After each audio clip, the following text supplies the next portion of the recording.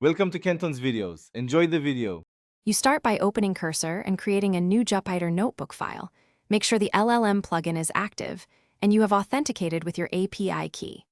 Next, pick the kernel and runtime, CPU or GPU, so code cells execute predictably.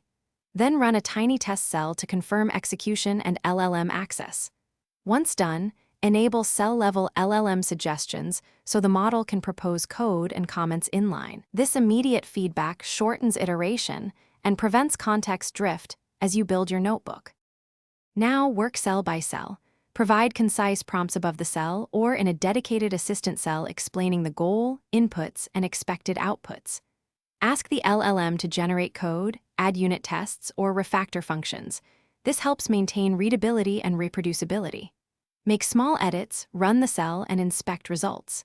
If results diverge, ask the model to explain its choices or propose alternate approaches. Make sure to version control frequent checkpoints so you can revert if a suggestion breaks the pipeline. To finish, run the notebook from top to bottom to ensure state consistency and deterministic outputs. Fix any dependency or path issues that appear. Then clear heavy outputs, save a clean version, and commit changes with a clear message.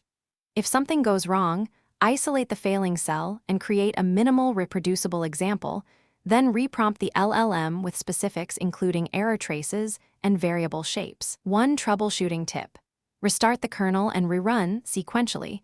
This often clears hidden state causing sporadic failures. Thanks for watching. Consider subscribing if we helped you.